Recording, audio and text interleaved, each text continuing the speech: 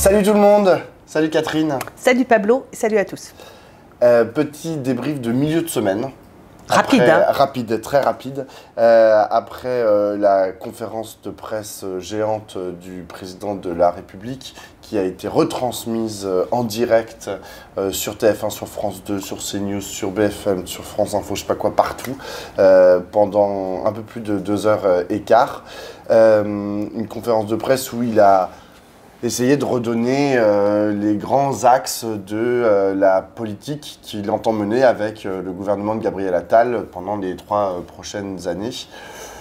Je ne suis pas sûr d'avoir été très convaincu que, comme on dit, ça fasse la rue Michel, hein, enfin, ça suffise à lui permettre d'aller jusqu'en 2027 avec un cap très précis. Il y a eu beaucoup de choses qui étaient justement très précises, il a beaucoup de points. Moi, ça m'a fait marrer quand je l'ai entendu parler de, je sais pas moi, par exemple, rendre obligatoire les cours de théâtre. Alors, pourquoi pas, hein, c'est même sûrement très intéressant, mais je ne savais pas que c'était au président de la République de choisir qu'il fallait rendre obligatoire le théâtre au collège. Bon. Et il y a pas mal de points comme ça où tout d'un coup il se dit tiens je vais en parler, puis il en parle assez longuement, hein, il est capable, et c'est là sa grande force, il est capable de rentrer dans le détail de façon tout à fait étonnante. Toi t'en as pensé quoi? Comme tu viens de le dire, qu'il était celui qui décide absolument de tout, dans le détail de tout. C'était totalement sidérant de voir en effet qu'il avait un avis sur le nombre d'heures de sport, d'éducation civique, du prix de tout, dans le détail, il savait tout. Ce monsieur a des exécutants et pas du tout des ministres et pas du tout un gouvernement à ses côtés. Et pas du tout une majorité, pas du tout une Assemblée nationale, il décide de tout. La deuxième chose, c'est qu'en effet, c'était quand même à propos de l'Assemblée nationale, tout ce qu'il a proposé, c'était plutôt de l'ordre du décret, de la mise en œuvre. C'est-à-dire qu'il essaye de faire la méthode Gabriel Attal, c'est-à-dire je propose des choses qui n'ont pas besoin d'être discutées devant l'Assemblée nationale, sur laquelle il sait ne pas pouvoir trop compter. Bon, on y va direct sur les trucs les plus essentiels qu'on a retenus.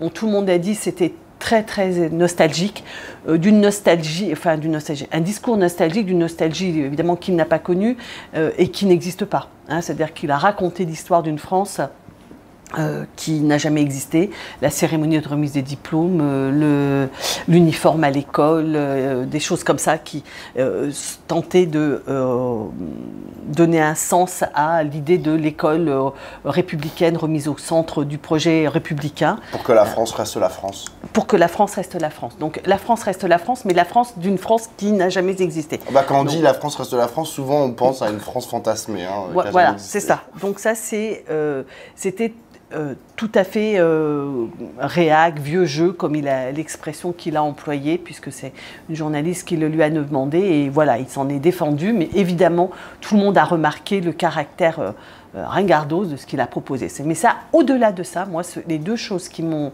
vraiment frappé dans cette prestation, c'est qu'il a à la fois identifié le niveau des inquiétudes du pays, assez fortement, c'est-à-dire à différents niveaux. C'est-à-dire qu'il est intervenu sur des sujets qui sont parfois inattendus, mais les parents qui s'inquiètent de voir leurs enfants scotchés sur leurs écrans. La question de la baisse de la natalité qui était tombée, le chiffre était tombé le jour même, et c'est vrai que c'est un signe assez remarquable et préoccupant. Il a parlé de la montée de l'extrême droite. Il a parler de beaucoup de choses qui sont des indicateurs d'angoisse pour les gens, les révoltes de cet été, etc., qui alimentent et sont les signes de Français inquiets de l'avenir et qui ne savent pas où aller. Et le niveau des réponses qu'il a apportées était d'une médiocrité, mais hallucinante, quoi. C'est-à-dire que la question de l'école, s'imaginer qu'on va la résoudre, ou la question qu'on va la résoudre avec donc l'uniforme et la remise des diplômes. Il a dit que ça effaçait les inégalités entre les familles. Oui, c'est ridicule, mais Et puis, enfin, je veux dire, comme si de toute façon, c'est la même question que pour les banlieues. On voit qu'il a mis 6 mois à réfléchir à ce qui s'était passé cet été et qu'il n'y en a rien tiré comme enseignement sérieux, en dehors de dire que c'est des jeunes gens désœuvrés de familles monoparentales. Ce qui est quand même, faut l'avaler, quoi. C'est la plus le fait qu'ils se soient organisés avec les réseaux sociaux.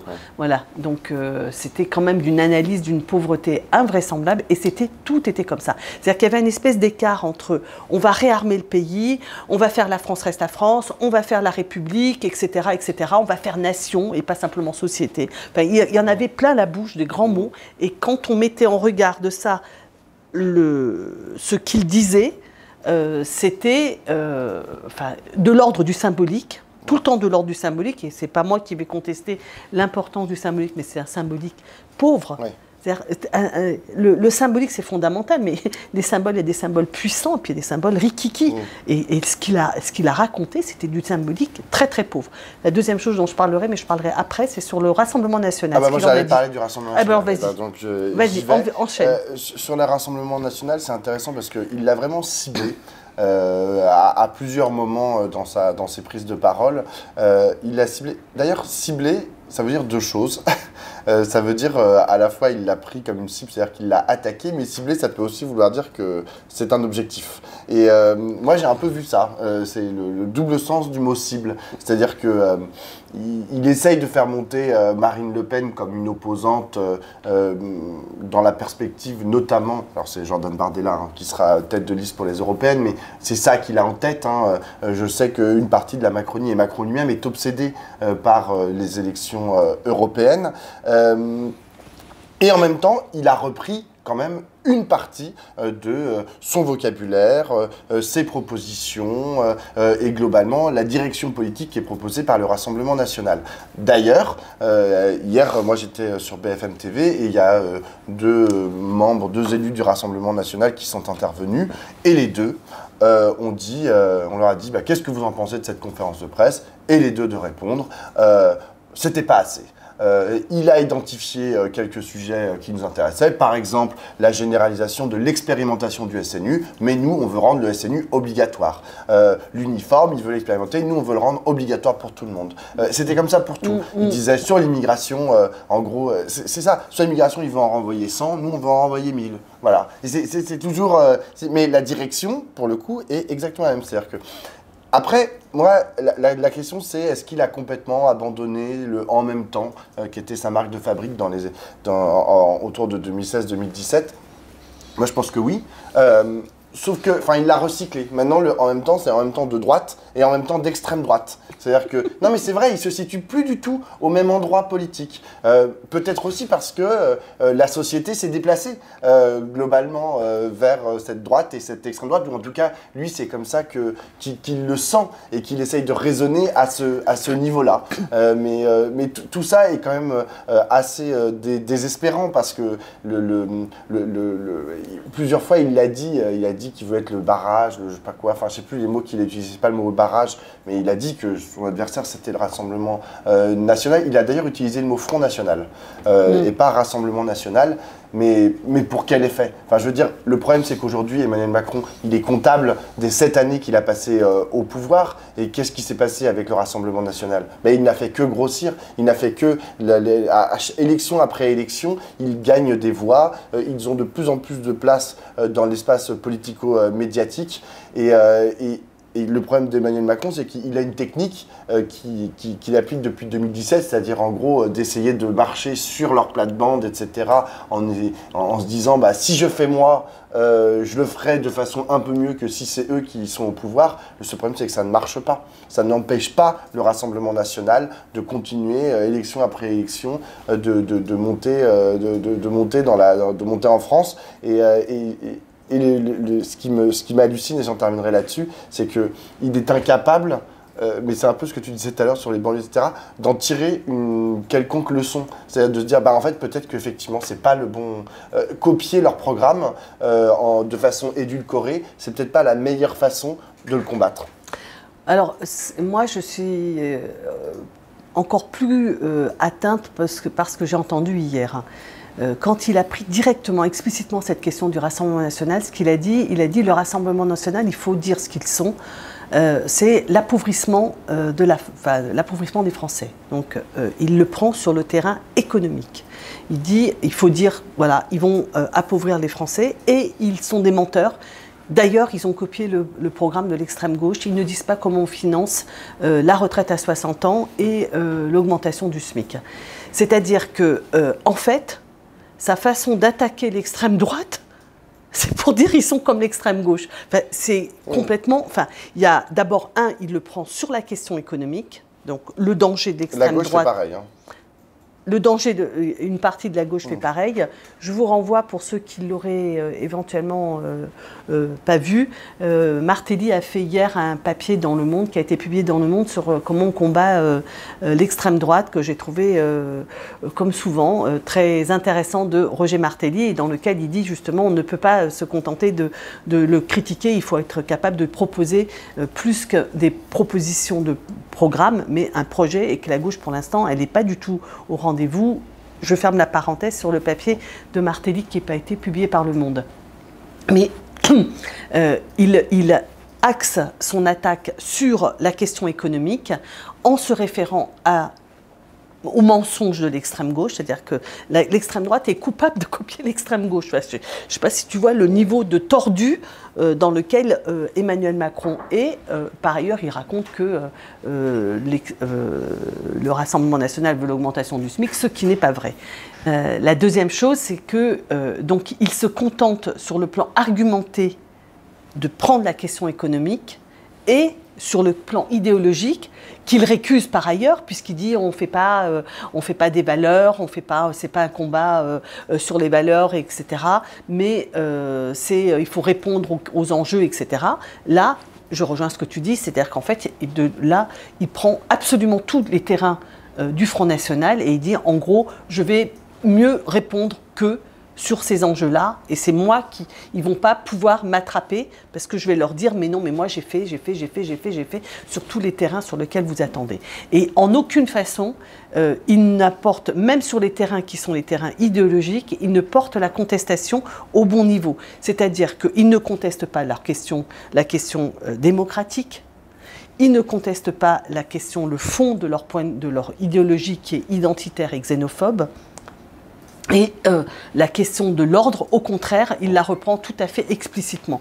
Donc, en fait, il fait de l'idéologie, et sa conférence de presse hier était extrêmement idéologique, parce qu'en fait, il n'y a aucun levier sérieux de politique publique dans ce qu'il a annoncé. Ce n'est que des symboles, des petits symboles, tous des symboles dans le même sens, et en aucune façon ne peuvent résoudre la question de la santé, la question de l'école. Puis c'était bout de ficelle, celle de cheval, hein, sur la santé, mon Dieu, quoi. C'est-à-dire qu'on va régler le problème de la santé en faisant que les pharmaciens deviennent des médecins, quoi. C'était... Bon, et après, il a aussi enfilé, comme d'habitude, pas mal de perles, enfin, dire qu'il va désengorger les urgences avant la fin de l'année. Je veux dire, c'est-à-dire à partir du moment où Emmanuel Macron donne une date, on sait très bien qu'elle ne sera pas respectée. C'est comme il y aura 0 SDF dans la rue. Il y en a toujours. Là, à la fin de l'année, les urgences seront désengorgées. Alors en plus, en mettant le doigt sur la bobologie, dire qu'il y a trop de gens qui vont chercher des bobos aux urgences, enfin, c'est insupportable. C'est totalement insupportable. Il est d'un mépris. D'un mépris. Tu vois, il faut responsabiliser les gens. Mais et donc, c'est ce que c'est en fait. Les gens, ils vont aux urgences parce que, quand tu as un bébé de 4 mois qui a une otite et qu'il a 39 de fièvre, qu'il n'y a pas de pédiatre qui est disponible, tu vas aux urgences. Eh oui, et c'est comme ça. Et tout le monde le sait, les soignants le savent, et les gens qui utilisent les urgences le savent. Donc, non, mais il l'a réitéré aussi sur le prix des médicaments. Oui, il faut augmenter de 50 centimes son discours, ce qui est un discours totalement de droite, hein, qu'il faut responsabiliser les parents sur le temps que les enfants passent devant les écrans, il faut responsabiliser les gens face à la médecine, etc. Et tout était un discours sur la responsabilité individuelle face au mot collectif dont nous souffrons. Et je vais te dire, et c'est la même chose sur la question de la natalité qualité, parce qu'il dit « je vais m'attaquer à l'infertilité ». Bon, il n'a pas très bien détaillé, on ne sait pas trop exactement ce que ça veut dire, un plan contre l'infertilité. Mais est-ce qu'il va construire des places de crèche? Est-ce qu'il va augmenter les allocations pour quand on a des enfants et je sais pas, s'il veut que les gens aient 3 enfants, va falloir que les gens ils aient des appartements pour accueillir 3 enfants, va falloir qu'ils aient le fric pour pouvoir élever 3 enfants, et Dieu sait si c'est compliqué. Donc il a qu'à dire, bon ok, je développe, quand t'as un enfant, t'as 800 balles, quand on a 2, t'en as 3000, et je sais pas quoi. Mais le problème, c'est qu'il est capable de dire ça. Lui, il veut juste faire un plan sur l'infertilité, c'est-à-dire en quoi, donner du Viagra au mec et déléguer terrain. L'infertilité, c'est pas ce problème-là. Oui, si j'en crois mes sources. Il n'a pas très bien expliqué ce que ça voulait dire. J'imagine qu'il veut s'attaquer à la pollution industrielle. On va pas faire plus long. Oui, mais c'est un vrai problème. Mais c'est un truc de comment est-ce qu'il attaque le problème. Oui, mais parce que ce que j'allais te dire, c'est que la seule qualité de Macron et de Gabriel Attal, c'est d'identifier des questions qui émergent, comme par exemple la question de l'infertilité ou la question des enfants devant les écrans, qui sont des questions qui occupent beaucoup de monde. J'ai lu ce matin que c'était plus de 3 millions de couples qui avaient des difficultés pour faire des enfants. Donc c'est pas un petit problème, c'est un couple sur 4 qui est devant cette difficulté. Donc ça occupe les couples en question et souvent les parents du couple en question, les amis du couple en question, etc. Donc c'est devenu un sujet de société, et le fait qu'il en parle, je pense, c'est plutôt à mettre à son crédit. Le problème, c'est encore une fois, d'abord j'ai trouvé honteux, mais qu'il associe la question de la fertilité au mot réarmement, parce que historiquement, je veux dire, quand on fait faire des enfants aux femmes en lien avec la question de l'armement, c'est pour qu'ils fassent des petits bébés, soit pour remplacer les morts, soit pour... Lâche les utérus des femmes, Manu. Touche pas tous aux utérus des femmes. C'était très choquant, mais en dehors de ça, je trouve qu'ils ont un tout petit peu de pif pour choper des sujets qui ne sont pas très compliqués ou très compliqués, mais personne ne va faire de reproche à Emmanuel Macron de ne pas régler le problème de l'infertilité. Par contre, ça lui sera crédité d'en avoir parlé. Moi, j'en terminerai par un nuage de mots. En fait, les mots, moi, que je retiens de cette conférence de presse, c'est donc réarmement, ordre, morale, autorité, bon sens. Je ne vois pas... c'est vraiment le vocabulaire de l'extrême droite, qui vient directement de l'extrême droite. Et je pense que c'est quand même un énorme souci et que la gauche a, à mon avis, du pain sur la planche. Et moi, le dernier truc que je voulais dire, c'est qu'il a fait une proposition politique qui n'a pas eu d'écho, mais il l'a fait à 2 reprises. Et ça m'a étonnée. Il a parlé du groupe central démocrate, écologiste, républicain. C'est-à-dire qu'en fait, sa proposition politique, c'est d'essayer d'associer probablement, alors il n'est pas très bien engagé quand même de ce point de vue, parce qu'il a plutôt coupé avec, je dirais, ses racines historiques de la droite du Parti socialiste gagnée au néolibéralisme, mais c'est un peu ça qu'il est en train de retenter. Il l'a dit à 2 reprises dans cet ordre. Donc là, on sent qu'il y a quelque chose, il y a un axe qu'il essaye de développer, mais enfin, il essaye depuis 2016, c'est son truc. Écologiste, il a essayé d'être le champion du climat et puis en même temps Non, mais là, c'était pas, il n'a pas parlé de l'écologie, il a parlé d'un axe central dans lequel il a mis des mots qui sont des mots politiques qu'il a rassemblés. C'est démocrate, écologiste, républicain. C'est-à-dire, il a redit, en fait, je vais réunir la gauche, la droite de la gauche et la droite. Boum, tout ça en incluant les écologistes pragmatiques dits pragmatiques. Mais j'ai un peu parfois peur de tous ces mots qui sont utilisés, ces grands concepts, tu vois. Enfin, il a redit qu'il voulait être dans le dépassement et pas l'effacement. Bon, c'est super. Merci Emmanuel Macron d'avoir dit que tu voulais être dans le dépassement, pas l'effacement, mais je m'en fous. Enfin, tu vois, ça veut rien dire en fait. Et parfois, j'ai un peu peur qu'il utilise le mot république, le mot démocratie ou le mot écologie sans vraiment le charger d'un sens politique. J'entends bien cet assemblage-là de mots dans ce sens, dans cet ordre-là. Potentiellement, tu vas faire une stratégie. Je pense que ça gamberge dans cette direction-là. Et sur ce, à vendredi. À vendredi, ciao.